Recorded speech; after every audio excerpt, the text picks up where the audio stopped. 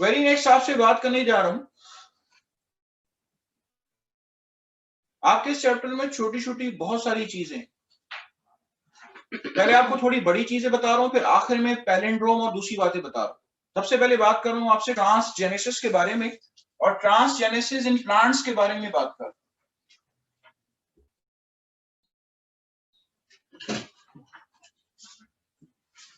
Transgenesis in plants के बारे में आपसे बात कर रहा हूं कि ट्रांसजेनेसिस कहते हैं किसको।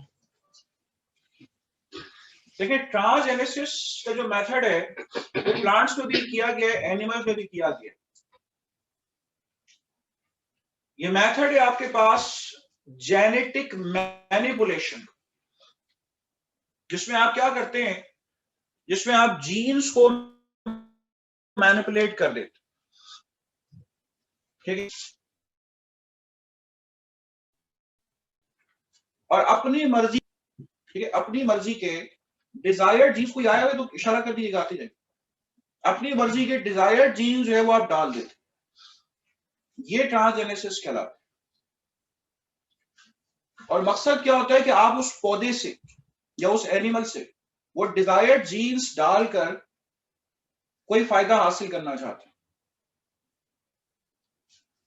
इसमें फायदा आपको बैक्टीरिया नहीं दे, इसमें फायदा आपको पौधा दे।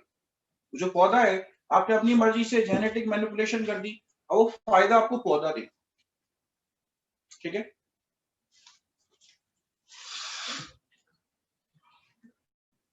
These are the plants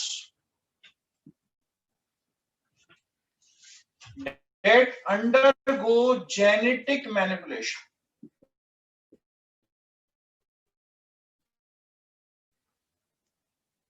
By the insertion of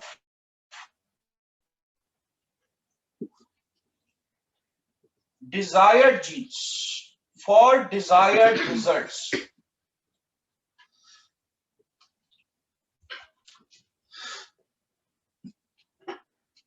ठीक है, by the insertion of desired genes for the desired results.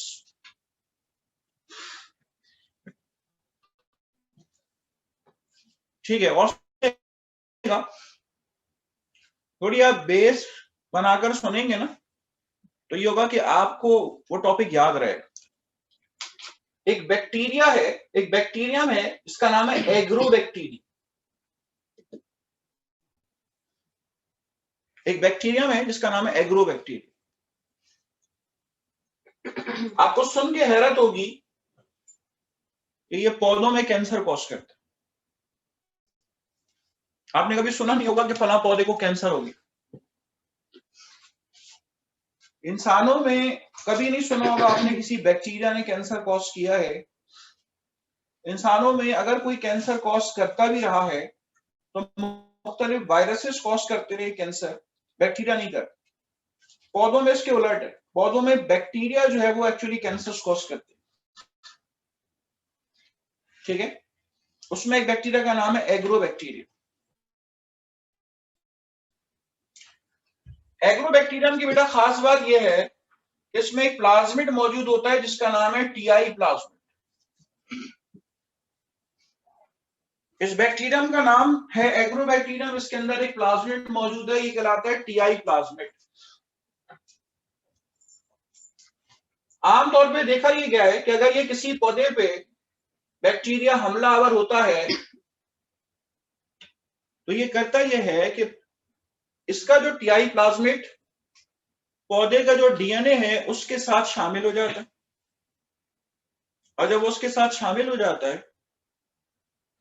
तो अब जो सेल्स हैं वो एबनॉर्मली डिवाइड होना शुरू हो जाते, ठीक है। अब जो सेल्स हैं आपके पास वो एबनॉर्मली डिवाइड होना शुरू हो जाते हैं।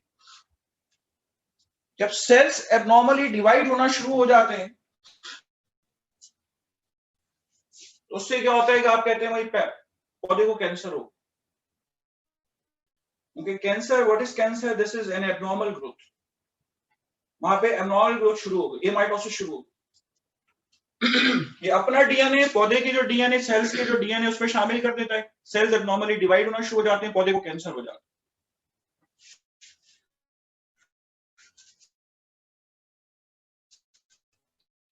अब इंसान ने क्या किया, जब ये हैबिट देखी कि जो एग्रोबैक्टीरियम का प्लाज्मिड है उसमें अपनी मर्जी का जीन ग्राफ्ट कर दी जो है, उन्होंने ग्राफ्ट कर दिया। जब अपनी मर्जी का जीन उन्होंने ग्राफ्ट कर दिया, अब इस बैक्टीरियम को पौधे के ऊपर हमला किया, ठीक है, किसी अपनी मर्जी के पौधे पे जिसपे वो करना चाहते हैं चेंज, उस पे हमला कराया, तो ये जो डिजायर्ड जीन है, ये डिजायर्ड जीन जो है ये इस पौधे के अंदर शामिल हो गया, और चूंकि उन्होंने अपनी मर्जी का जीन इसमें इनकॉर्पोरेट कराया था, तो जो उसकी कैंसर की जो नेचर थी वो भी खत्म हो गई। ठीक है, वो कैंसर कॉज नहीं कर रहा, लेकिन वो जो उसकी एबिलिटी है कि वो डीएनए को इनकॉर्पोरेट करा सकता है प्लांट के डीएनए के अंदर, तो वो एज इट इज मौजूद है। तो ये जो डीएनए है डिजायर्ड जीन का वो उसके अंदर शामिल हो।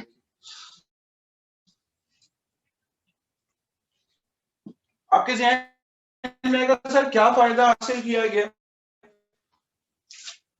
अमेरिका में चावल मिलते हैं, उनको कहते हैं गोल्डन राइस, ट्रांसजेनेसिस के जरिए बनाए गए। आपने कभी किसी ने नहीं सुना होगा कि चावल का जो एक दाना है उसमें विटामिन ए मौजूद हो, आपने नहीं सुना होगा। चावल में कौन सा विटामिन होता है कोई बताएगा? B1 होता है, बी होता है, B1 होता है, उसकी सरफेस पे होता है, और B1 एक वाटर सोलुबल विटामिन होता है। तो जब आपके पास ट्रांसजेनेसिस की गई तो गोल्डन राइस प्रोड्यूस किया गया। ये जो गोल्डन राइस है इसके अंदर क्या मौजूद है, इस गोल्डन राइस में विटामिन ए मौजूद, ठीक है, इस गोल्डन राइस के अंदर जो है विटामिन ए मौजूद, ठीक है। तो ट्रांसजेनेसिस के जरिए हासिल किया गया, ठीक है। और क्या फवाइद हासिल किए गए? बहुत सारे फवाइद हासिल किए गए। दूसरा फायदा,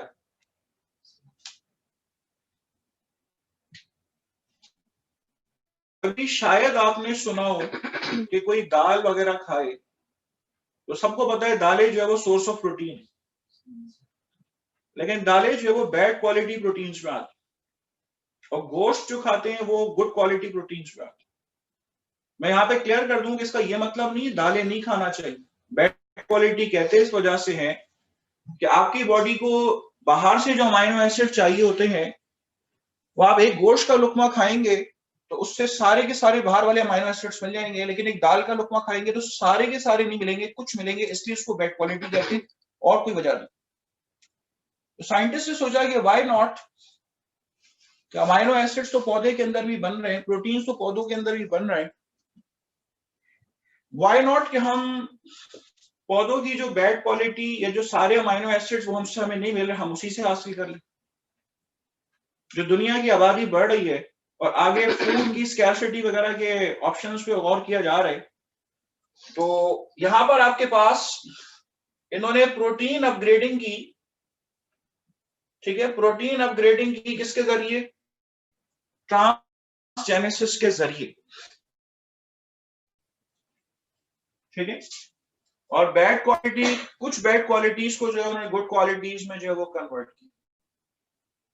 जो भी पौधे प्रोटीन्स देते हैं, दालें वगैरह देते हैं, उन्होंने इसको मॉडिफाई करके बैड क्वालिटी से गुड क्वालिटी में अपग्रेड की। सिर्फ 3 मिसालें दे रहा हूं ताकि आपको ट्रांसजेनेसिस का टॉपिक याद रहे, और गौर से सुन लीजिए। यहाँ पे हम बाज लोग मिला देते हैं रिकॉम्बिनेंट डीएनए टेक्नोलॉजी को और उसको, वहां पर हम बैक्टीरिया से फायदा हासिल करते रहेंगे शुरू से लेकर आखिर तक। यहाँ पे सिर्फ क्या है कि बैक्टीरिया का जो इंटरवेंशन है वो थोड़ी देर, कि आपने क्या किया, आपने जीन ऑफ इंटरेस्ट इसमें लगा दिया, और जीन ऑफ इंटरेस्ट इसके अंदर लगाने के बाद अब जो फायदा आपको मिलेगा वो आपको पौधे से ही मिलेगा, ठीक है। आपको जो फायदा मिलेगा बेटा वो आपको पौधे से ही मिलेगा। ट्रांसजेनेसिस में ऐसा होता है, ठीक है। और वहां क्या था रिकॉम्बिनेंट डीएनए टेक्नोलॉजी में, शुरू से लेकर आखिर तक सारा फायदा आपको बैक्टीरिया से मिलेगा। दुनिया में आपको पता है लाखों एकड़ जमीन पे क्रॉप्स मौजूद हैं। आप चाहते हैं कि आप ड्रोन्स के जरिए जो है वो इंसेक्टिसाइड पेस्टिसाइड्स को छिड़कते हैं, व्हाई नॉट कि आप प्लांट बॉडी के साथ मुंसलिक बैक्टीरिया को रिकॉम्बिनेंट डीएनए टेक्नोलॉजी के जरिए काबिल बना दें कि वो हर वक्त उनके साथ रहें और पेस्टिसाइड इंसेक्टिसाइड्स प्रोड्यूस करते हैं। ठीक है, इससे क्या हो कि पौधों के ऊपर दवाइयां वगैरह छिड़कना होती है उससे बच जाएंगे। उसमें फायदा बैक्टीरिया से। यहां पर आपसे बात कर रहे हैं, यहां पे फायदा आपसे प्लांट से आ सकता है। तीसरी चीज की तरफ आइए, तीसरी एग्जाम्पल आपको दे रहा हूं। एक बात याद रखिएगा, एप्टीट्यूड में टीचर कभी ये नहीं समझता कि आप लोग जो है वो सेकेंड ईयर पढ़ के आ रहे हैं, आप सेकेंड ईयर आजकल पढ़ रहे हैं, ये सोच के पढ़ाता है कि आप पढ़ चुके। ठीक है, जरा अपने जहन में रिकॉल करें C3 और C4 प्लांट्स। याद आ गई बात? C3 और C4। C4 का जरा मुझे बातें बताइएगा, क्या होता है, कौन सी चीज किसमें कन्वर्ट होती है?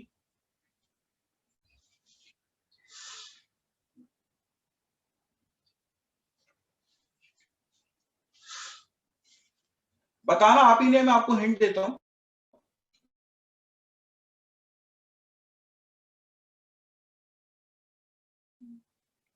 C4 पौधे तो वो क्या करते हैं, उसको पकड़ लेते हैं और अपनी फोटोसिंथेसिस जारी रखते हैं।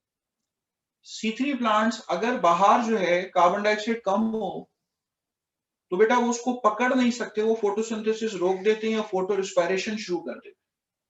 लेकिन ये एफिशिएंसी जो है C4 प्लांट्स की बहुत ज्यादा है।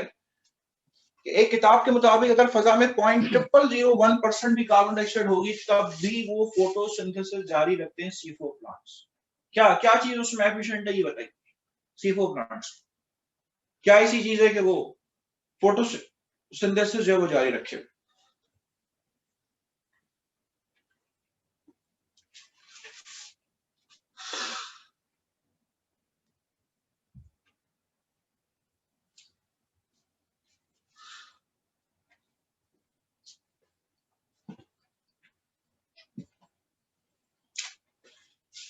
बोले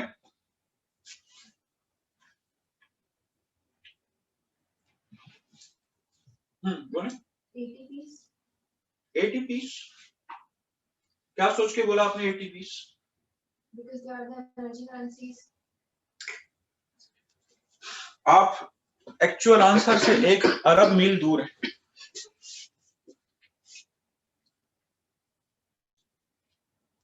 No chilodi kawada, I want the exact answer.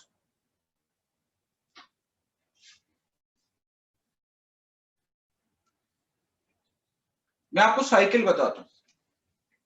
C3 पौधे के अंदर क्या कौन सी चीज किस में कन्वर्ट होती है? राइबोलोस 1,5 बिसफॉस्फेट रुबिस्को की मौजूदगी में, रुबिस्को एंजाइम है, ग्लिसरेट 3 फॉस्फेट बनाता है, इसलिए 3 कार्बन वाला कंपाउंड बनाता है, इसलिए इसको C3 साइकिल बोलते हैं। बात याद आई? आपको बोल बोल के पुरानी चीजें भी रिवाइज करा रहा हूं, आपको हर वक्त ये चीजें याद होनी चाहिए। C4 पौधे में क्या होता है? C4 पौधे के अंदर पहले से एक कंपाउंड मौजूद होता है, फॉस्फोइनोल पायरुवेट।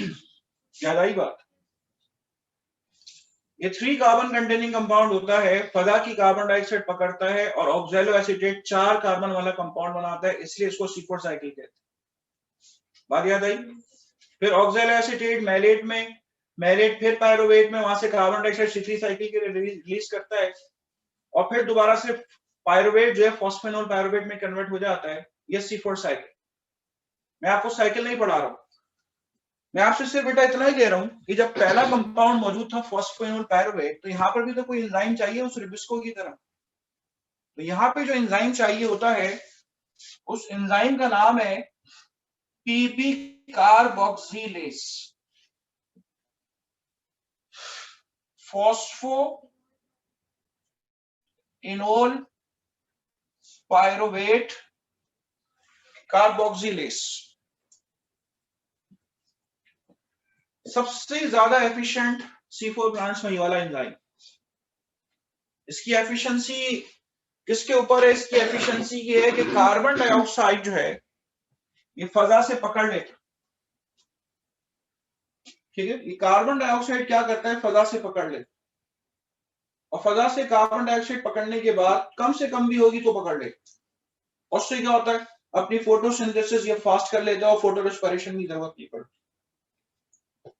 तो जो जीन्स पीपी कार्बोक्सिलेज बनाते हैं, हम फोटोसिंथेसिस को इंप्रूव करने के लिए पीपी कार्बोक्सिलेज की जो जीन्स हैं, पीपी कार्बोक्सिलेज की जो जीन्स हैं, अगर वो हम पौधों के अंदर डाल दें,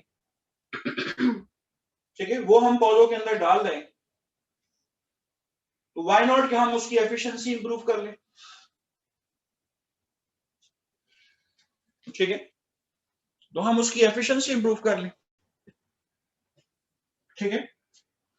किसकी मदद से डालेंगे? एग्रोबैक्टीरियम में डाला, इसमें ग्राफ्ट किया, बैक्टीरिया का हमला करा दिया, बैक्टीरिया पौधे के अंदर गया, उसने आपका डिजायर्ड जीन उसके अंदर शामिल कर दिया, अब डिजायर्ड रिजल्ट्स आपको नजर आ रहे हैं।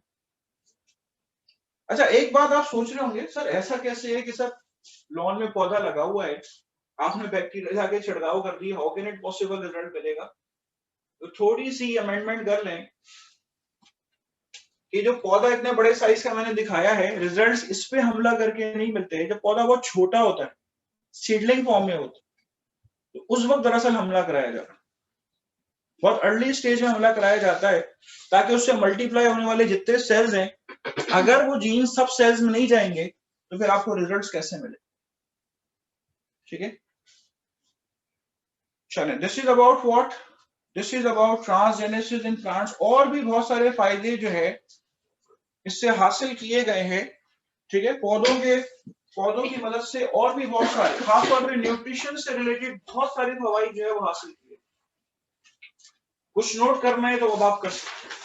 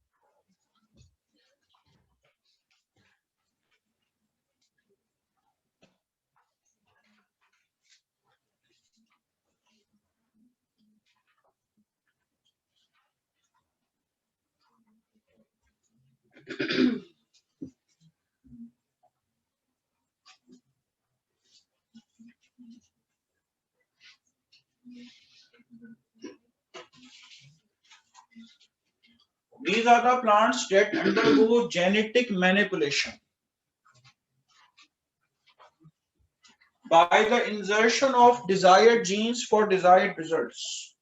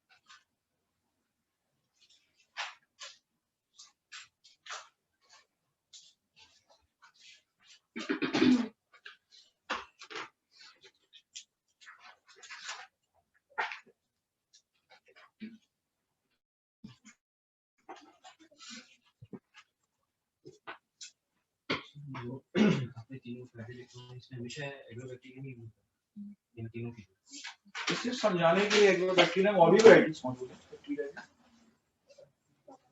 आपकी किताब में सिर्फ एग्रोबैक्टीरियम दिया हुआ है और स्टूडेंट्स को ये भी याद नहीं रहता क्योंकि आपके बैक्टीरिया काफी सारे नाम याद रखें, आगे और भी बहुत सारे नाम है, तो मैं समझता हूँ ट्रांसजेनेसिस के लिए एक नाम काफी है। एग्रोबैक्टीरियम तो याद रखें, उसके साथ टीआई प्लाज्मा भी याद रखें।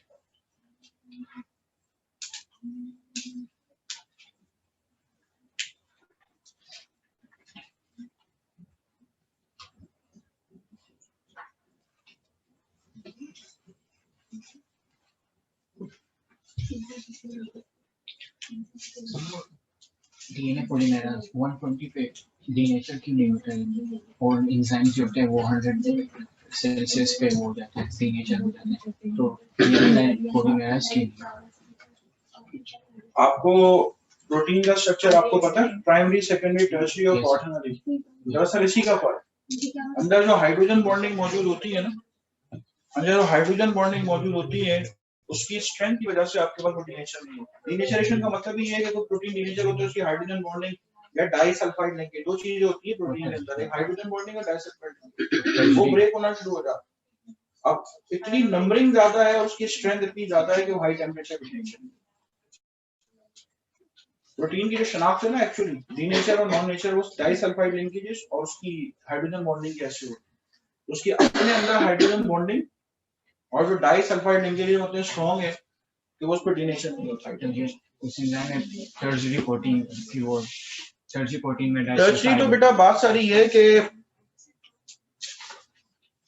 प्रोटीन तो वो क्वाटरनरी है, ठीक है। अब क्वाटरनरी आपको पता है प्राइमरी, सेकेंडरी, टर्शियरी से मिलके बनता है, ठीक है। या कुछ प्राइमरी मिल जाए, कुछ सेकेंडरी मिल जाए, टर्शियरी मिल जाए, ये सारे आपस में मिल जाए तो क्वाटरनरी बनता है, ठीक है। लेकिन नेचर वाली बात जो आप कह रहे हैं उसमें आपके पास ये हाइड्रोजन और डाइसल्फाइड लिंकेज, दोनों की स्ट्रेंथ है फर्क।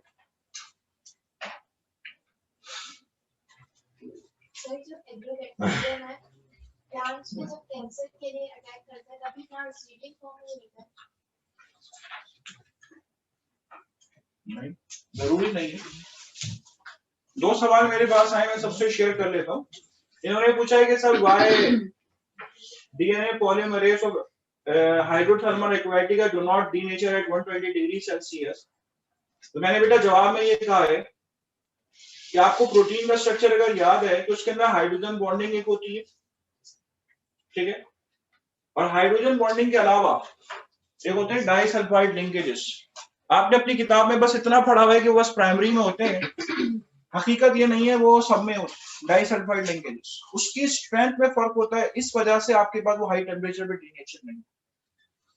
और यहाँ दूसरा सवाल आया कि सर क्या वो एग्रोबैक्टीरियम सीडलिंग में ही अटैक करता है? तो बेटा हार्ड एंड फास्ट हो रही है कि वो एग्रोबैक्टीरियम सीडलिंग में अटैक करे। अगर एक लॉन में पौधा लगा हुआ है, उसके किसी एक टुकड़े के ऊपर, स्टेम वगैरह के ऊपर उसने ग्रोथ शुरू कर दी, कैंसर फॉर्मेशन शुरू कर दी, तो भी वो पौधा मर जाएगा, क्योंकि आपको पता है कैंसरस सेल जो है वो एनर्जी की ज्यादा डिमांड करते हैं। तो पौधा जो है वो एनर्जी की डिमांड बाकियों की पूरी करेगा, ना कि इस कैंसरस ग्रोथ की करेगा, तो इससे पौधा मर जाएगा। तो कोई हार्ड एंड फास्ट नहीं है कि छोटे सीडलिंग में हमलावर होगा या उसको, लेकिन आपको बेनिफिट उस वक्त मिलेगा जब आप उसको जो है वो सीडलिंग में छोटी स्टेज पे जो है वो आप उसको हमला करवाएं, वरना नहीं मिलेगा। ठीक है, इसके बाद आइए, जब आपने ट्रांसजेनेसिस प्लांट्स देख ली है तो मैं आपको एक एग्जांपल एनिमल्स की भी दे रहा हूं, जरा देख लीजिए।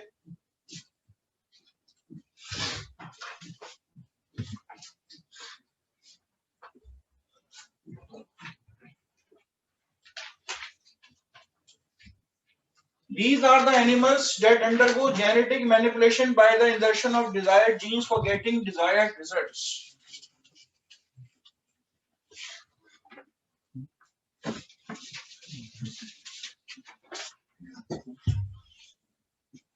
ठीक है, तवज्जो आपकी इधर होगी।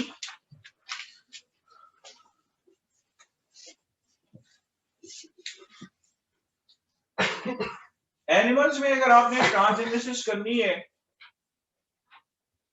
तो आपको वायरस का सहारा लेना होगा, ठीक है, क्योंकि वायरस जो है उसकी वॉल वगैरह जो कैप्सिड या एनवेलप मौजूद है, तो वो ह्यूमन सेल के अंदर बड़े आराम से चला जाता है। ठीक है, उसकी मदद से आप क्या करेंगे, उसकी मदद से आप ट्रांसजेनेसिस करेंगे।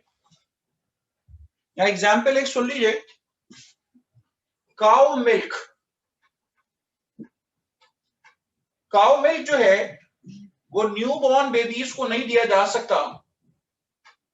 ठीक है, न्यूबॉर्न बेबीज को नहीं दिया जा सकता। इसमें न्यूट्रिशन के जो एलिमेंट्स हैं वो कम होते और बच्चों की सेहत के लिए अच्छा नहीं। ठीक है, बच्चों की सेहत के लिए अच्छा नहीं। साइंटिस्ट ने क्या सोचा कि हम इसको इंप्रूव करें। ठीक है, लैक्टोफेरिन एक कंपाउंड है जो काउ मिल्क में मौजूद नहीं होता। लैक्टोफेरिन की इंपॉर्टेंस क्या है? लैक्टोफेरिन की इंपॉर्टेंस ये है कि इसकी बहुत अच्छी एंटी बैक्टीरियल एक्टिविटी होती है। ठीक है, इसकी बहुत अच्छी एंटी बैक्टीरियल एक्टिविटी होती है। ठीक है, जो बच्चों को मुख्तलिफ इंफेक्शियस डिजीजेस वगैरह जो है उससे लड़ने में मदद देती है। ठीक है, जो मुख्तलिफ इंफेक्शियस डिजीजेस वगैरह है उससे लड़ने में मदद देती। इसमें लैक्टोफेरिन नहीं होती। साइंटिस्ट ने सोच लिया कि काउ मिल्क में लैक्टोफेरिन प्रोड्यूस करवा के रहेंगे। ठीक है, उन्होंने क्या किया, वायरस में लैक्टोफेरिन का जीन डाला। ठीक है, उन्होंने वायरस के अंदर जो है ये लैक्टोफेरिन का जीन डाला और इसे काऊ का जो एम्ब्रियो है, ठीक है, काऊ का जो एम्ब्रियो है उसमें डाल दिया। जब उन्होंने इसमें डाल दिया तो अब क्या हुआ, काऊ का एम्ब्रियो निकाला, काऊ के एम्ब्रियो में उन्होंने डाल दिया, वायरस का हमला कराया। अब ये वायरस अपने साथ लैक्टोफेरिन का जीन जो है वो सेल्स में लेके जा रहा है। उसने ये जीन नॉर्मल जीन बाकी जीन्स में शामिल कर दिया। काऊ का एम्ब्रियो दोबारा काऊ की बॉडी में डाल दिया। काऊ की बर्थ हुई। ठीक है, at grown up, now the cow is producing what, the milk which is containing lactoferrin. ठीक है, अब काऊ जो है वो क्या दे रही है, वो लैक्टोफेरिन मिल्क जो है वो दे रही है। ठीक है, दैट्स हाउ, इस तरह से लैक्टोफेरिन जो है वो काऊ मिल्क में प्रोड्यूस कराया। This is the example of transgenesis in animals. ठीक है, एनिमल्स में ट्रांसजेनेसिस की जो सक्सेसफुल एग्जांपल है वो आपके पास ये नोट कर सकते हैं।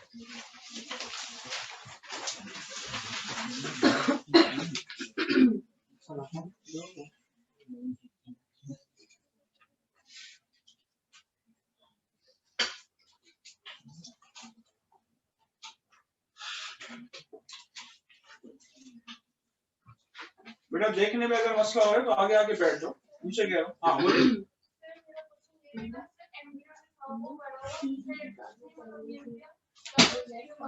तो जितने आउटसाइडर्स हैं मैं उन सबको बता देना चाहता हूँ, मेरी क्लास का उसूल ये है कि आप आपस से बात नहीं कर सकते। आप हैंड रेस करके मेरी पूरी क्लास खत्म कर दें, आपको इस बात की इजाजत है। आप दोनों भी बात कर रहे हैं, आप दोनों भी बात कर रहे हो, पीछे का सवाल कर रही है। आई डोंट वांट मछली बाजार। बोलो।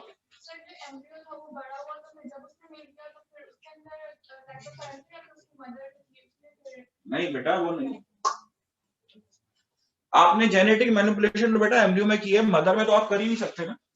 मदर में तो आप कर ही नहीं सकते। आप मुझे बताएं मदर की थ्रू आउट बॉडी में आप कहां से वो वायरस का हमला करें, आपको रिजल्ट ही नहीं मिलेगा। होता ये कि जब आप, लॉजिक क्या है, आपने अगर एम्ब्रियोलॉजी पढ़ी है, एक सेल से 2 सेल बनते हैं, क्लेवेज के बाद 2 से 4, 4 से 8 मोरुला फॉर्मेशन होती है, ब्लास्टुला होती है, ब्लास्टुला गैस्ट्रुला बनता है। डेवलपमेंट पढ़ी है आपने थोड़ी बहुत। तो जब आप अर्ली स्टेजेस होती है, 4 सेल स्टेज या 6 सेल स्टेज या अर्ली एम्ब्रियो है, तो आप उसमें जीन्स डालेंगे तो हर सेल में जाएगा। ठीक है, वो जो जीन आपने वायरस डाला है वो आपका हर जीन में जाएगा। अब आप बताएं बॉडी में ट्रिलियन ऑफ सेल्स हैं कि आप ट्रिलियन ऑफ वायरस हर सेल के अंदर कैसे एंट्री कराएं? मुमकिन नहीं। आपने इनिशियली जो स्टेम सेल्स हैं, जो एम्ब्रियो की शक्ल में स्टेम सेल्स हैं, आपने उसमें डाल दी। अगर वो एम्ब्रियो जो है वो काउ में कन्वर्ट हो रहा है तो बॉडी के हर सेल्स में वो जीन्स मौजूद, ठीक है।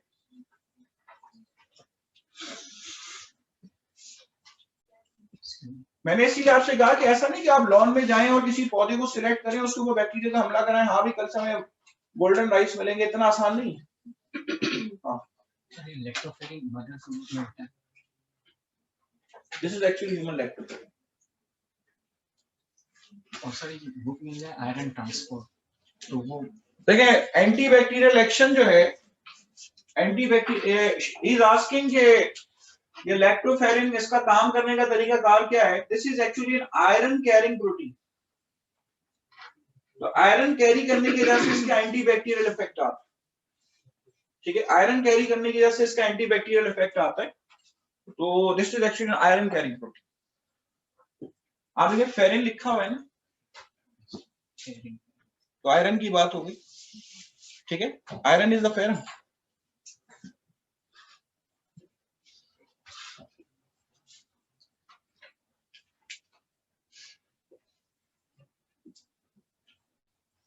आपने कुछ पूछना था, आपने कुछ पूछना, आप पूछें, क्या पूछना? सर मैं पूछ रही थी कि पीईपी कार्बोक्सिलेशन कार्बन कम होगा तब भी इसी को प्लांट जो है वो बनाएंगे, कार्बन डाइऑक्साइड के मात्रा कम होगा। ये कुछ वाले थे, ये पूछ रही है ये सब जो पीईपी कार्बोक्सिलेज की आपने बात की सीको प्लांट्स में, तो फजा में कार्बन डाइऑक्साइड जब कम होती है तब वो काम करता है या हर वक्त ही काम करता रहे? तो आपने अगर C4 साइकिल पढ़ी है फर्स्ट ईयर में तो याद रखिए पीपी कार्बोक्सिलेज सीको प्लांट हर वक्त काम करता रहे, ऑलवेज। आपने आम पौधों के अंदर वो डाल के सिर्फ कार्बन डाइऑक्साइड ट्रैपिंग, उसका काम तो सिर्फ ट्रैप करना है ना बेटा, उसका काम तो सिर्फ कार्बन डाइऑक्साइड ट्रैप करना है। वो बहुत अच्छा कार्बन डाइऑक्साइड को पकड़ने की सलाहियत है। इससे क्या होगा, पौधे को कार्बन डाइऑक्साइड मिल जाएगी। रूबिस्को इतना अच्छा नहीं पकड़ता। रूबिस्को भी तो देखें, एक बात बताएं, सीको प्लांट में क्या रूबिस्को नहीं है? बिल्कुल है कि नहीं है? C3 साइकिल पौधों में होती है, लेकिन रूबिस्को CO2 पकड़ने की सलाहियत कम रखता है। पीपी कार्बोक्सिलेज अच्छी सलाहियत रखता। दुनिया का एक बहुत बड़ा इशू कि आपकी जो ग़िज़ा की जो कॉस्ट है वो कम से कम होनी चाहिए ताकि लोग परेशान ना हो, ठीक है, ताकि लोग परेशान ना हो। और ग़िज़ा जितनी अच्छी मिलेगी उतनी ज्यादा जो है वो आपके हेल्थ हैजर्ड्स कम से कम हो।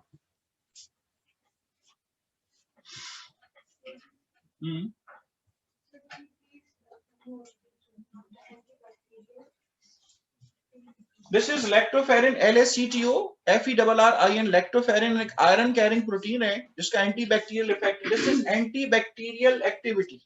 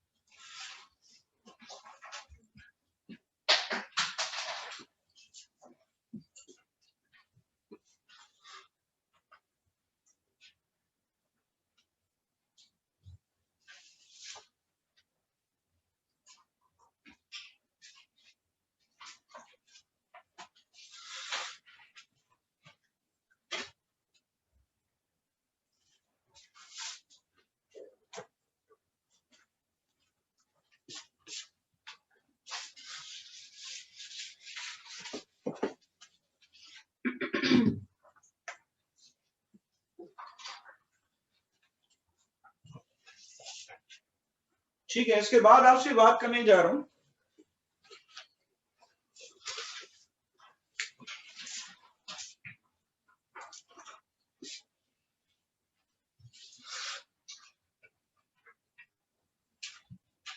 मुझे आपसे बात करनी है जीन थेरापी की।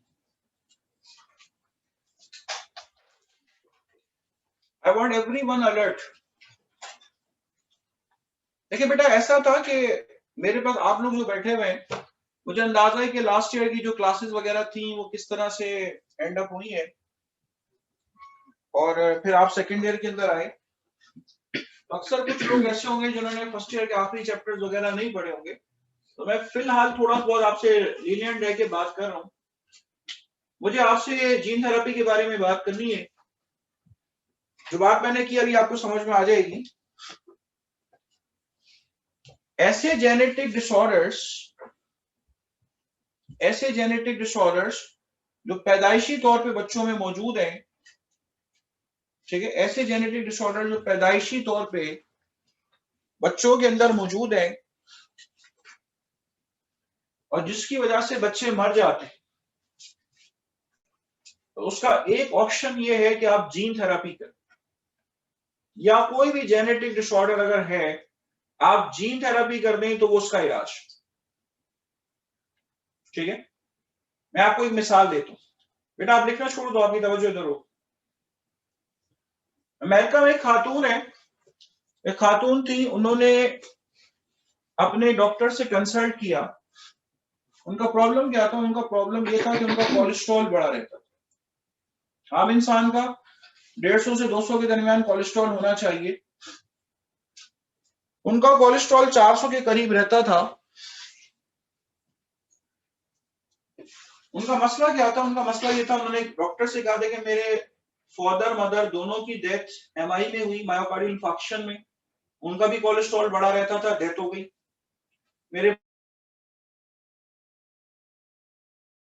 उनका कोलेस्ट्रॉल बढ़ा रहता था, डेथ हो गई। मेरा भी कोलेस्ट्रॉल बढ़ा रहता है, अब मोस्ट लाइकली मैं भी टारगेटेड हूं और मेरी भी डेथ हो जाएगी। उन्होंने कहा इस मसले का हल बताएं, क्या करें? डॉक्टर से पूछ। आप लोगों के मेरी बात सुनकर आप लोगों के जहन में आएगी कि ये क्या चक्कर है, क्या कहते हैं कि कोलेस्ट्रॉल बढ़ा हुआ है। एक ऑटोसोमल डोमिनेंट बीमारी है फेमाइलियल हाइपरकोलेस्ट्रोलीमिया। इसमें क्या होता है? इसमें मरीज या पूरी जो जनरेशन होती है उसका कोलेस्ट्रॉल बढ़ा हुआ होता है। अगर जिसके पास ये जीन्स मौजूद है तो उसका कोलेस्ट्रॉल जो है वो दरअसल बढ़ा रहता है। कोई मुझे एक लफ्ज में बता सकता है कि कोलेस्ट्रॉल बढ़ने से नुकसान क्या है? एक लफ्ज चाहिए, ज्यादा नहीं, एक लफ्ज ज्यादा नहीं होना चाहिए। कोलेस्ट्रॉल बढ़ा हुआ है, हाँ, आर्टरीज जो है उनकी जो होती है उनमें ब्लॉकेज हो जाता है, उसको कुछ कहते हैं ना। 3-4 वर्ड हो गए, तुमने 3-4 वर्ड बोल दिए। हाँ बोलो, आप बोलो। हैं? चलो, आर्टरियोसिस, एथेरोस्क्लेरोसिस। कोलेस्ट्रॉल बढ़ा हुआ है, एथेरोस्क्लेरोसिस हो जाएगी। क्लॉट फॉर्मेशन तो उसके बाद शुरू होती है कि एथेरोमेटस प्लाक वहां से निकलेगा, तो फिर वहां पे थ्रोम्बोसिस होगी, तो वो उसको आप क्लॉट फॉर्मेशन का नाम दे रहे हैं, उसके बाद होती है एथेरोस्क्लेरोसिस। अब डॉक्टर से उन्होंने कहा कि कुछ करें। उस वक्त के जो जेनेटिसिस्ट थे उन्होंने कहा कि हम इसका मसला जो है वो जीन थेरेपी के जरिए निकालने की कोशिश करते। उन्होंने क्या किया? उन्होंने वायरस लिए, ठीक है, ये वायरस है, इसमें जीन्स डाले, नॉर्मल जीन्स। ये जीन्स, नॉर्मल जीन्स जो है वो किस मकसद के लिए है? ये कोलेस्ट्रॉल को कम करने के लिए। और अगर आपने किसी ने एलडीएल का नाम सुना हुआ है फर्स्ट ईयर के अंदर, लो डेंसिटी लाइपोप्रोटीन, नाम सुना हुआ है?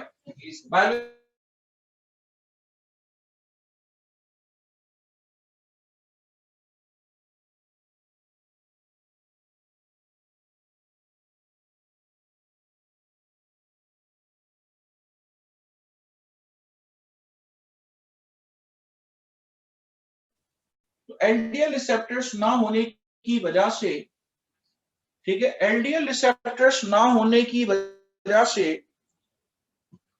होगा क्या? एलडीएल रिसेप्टर्स ना होने की वजह से उनका जो कोलेस्ट्रॉल है वो बढ़ा रहेगा,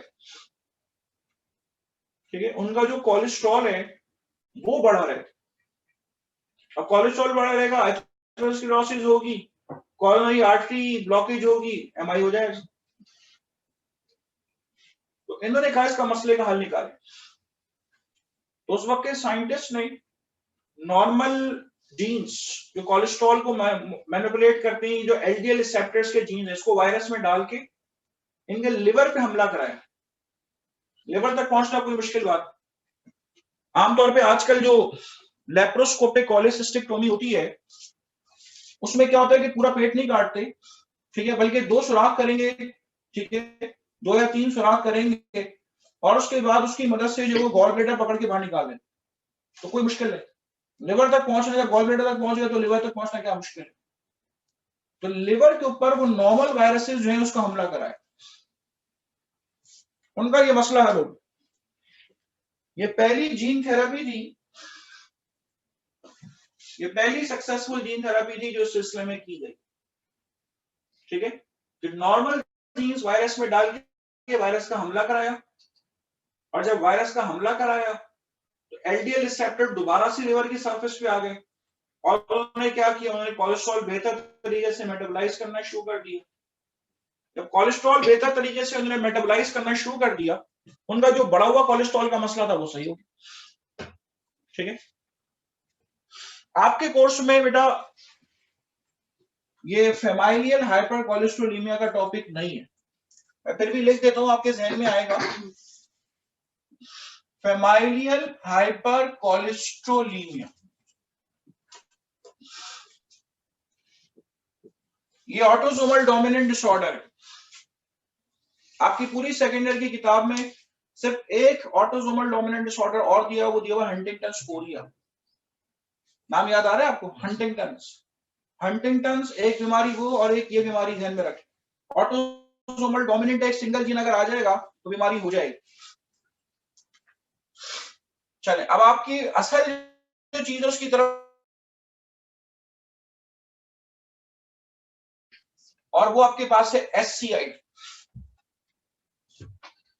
severe combined immuno deficiency disease. SCID की बीमारी जो है ये एक जेनेटिक डिसऑर्डर है।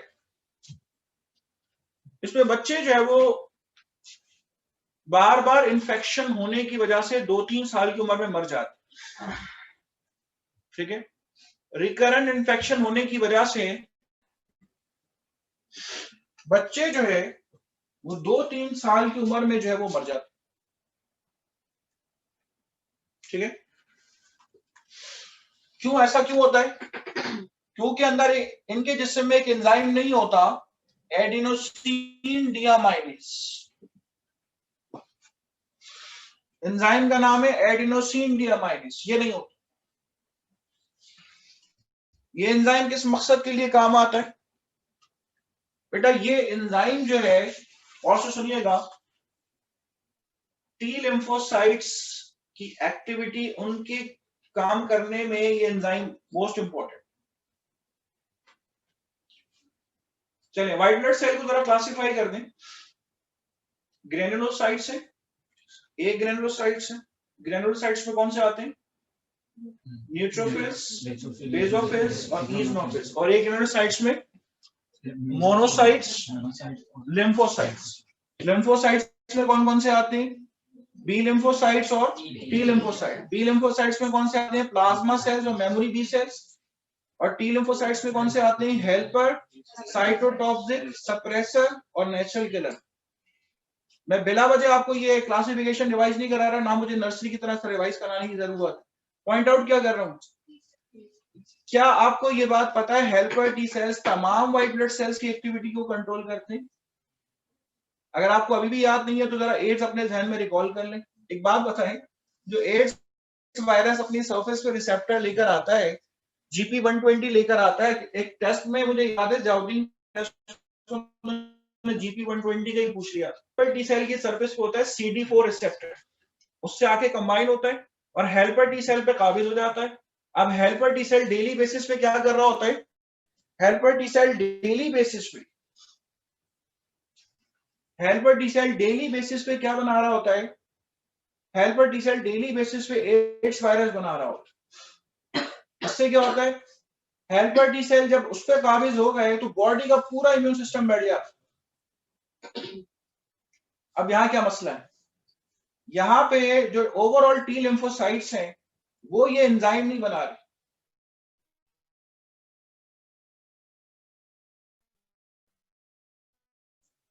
तो जो टी लिम्फोसाइट्स है बेटा, उसकी एक्टिविटी जो है वो नहीं हो रही होती। और बहुत छोटी उम्र में क्या होता है, बहुत छोटी उम्र में ये बच्चे मर जाते, 2-3 साल की उम्र में ये बच्चे मर जाते। क्या करें, इतने छोटे बच्चे की बोन मैरो ट्रांसप्लांटेशन भी नहीं हो सकती, ठीक है, बहुत बड़ा रिस्क होता है आपके पास बोन मैरो ट्रांसप्लांटेशन का, ठीक है, बोन मैरो ट्रांसप्लांटेशन जो है उसका बहुत बड़ा रिस्क होता है, ठीक है, तो बोन मैरो ट्रांसप्लांटेशन भी नहीं कर सकते। तो क्या करें, इसका इलाज निकाला गया जीन थेरेपी के जरिए, ठीक है। जीन थेरेपी में क्या करेंगे, ये देखें, इनका बोन मैरो निकाला गया,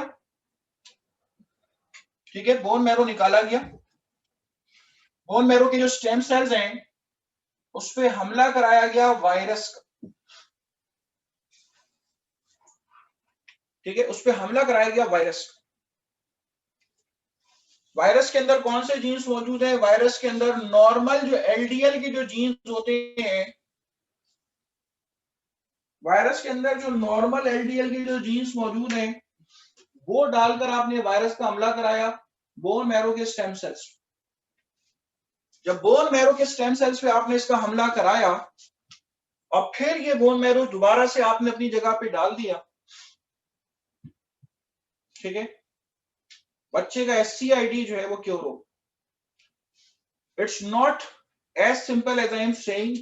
शुरू में बहुत ज्यादा जो है वो जीन थेरेपी पे इश्यूज आए थे, ठीक है, बच्चों की डेथ्स हुई, उस वजह से वक्ती तौर पे इन्होंने जीन थेरेपी ब्लॉक भी कर दी थी, ठीक है, लेकिन बाद में उनको आखिरकार सक्सेस हासिल, ठीक है।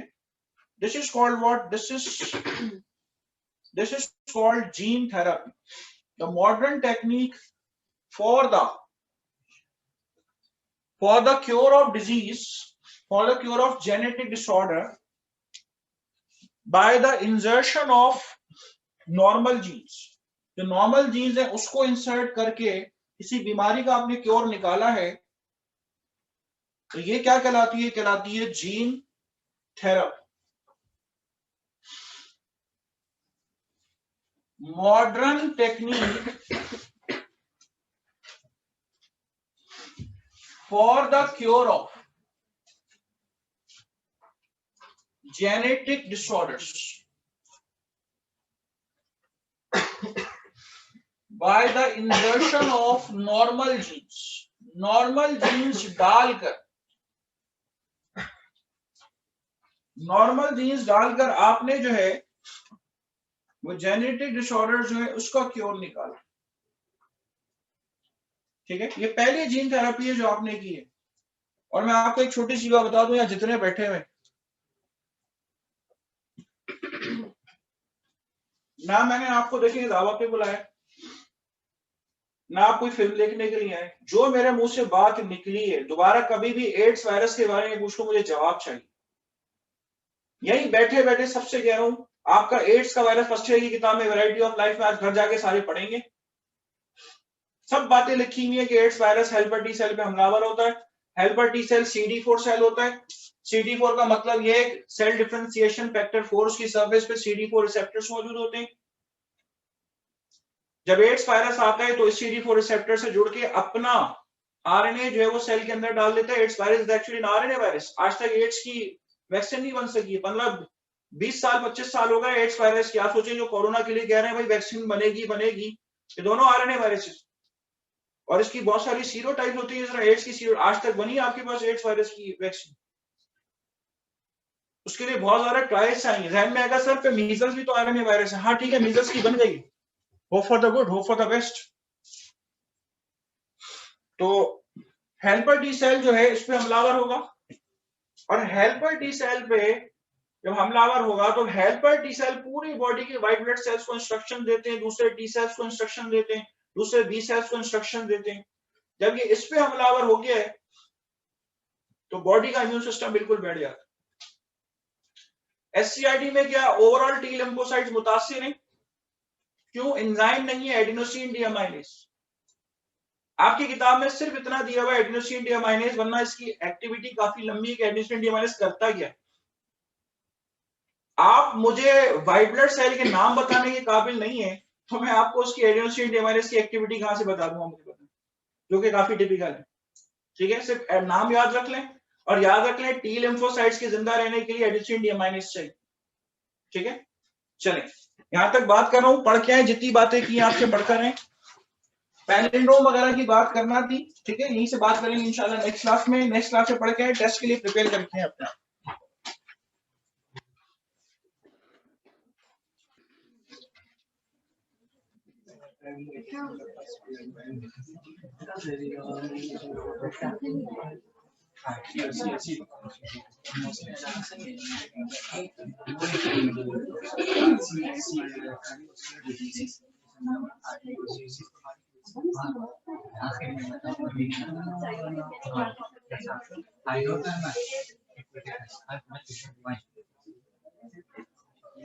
Word no children.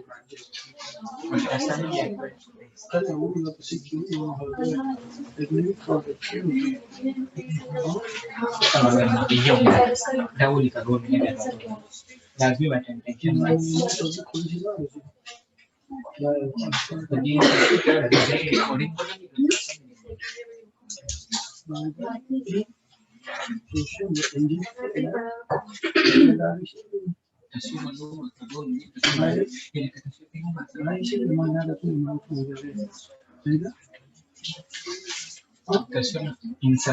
insertion तस्वीर में नहीं मासा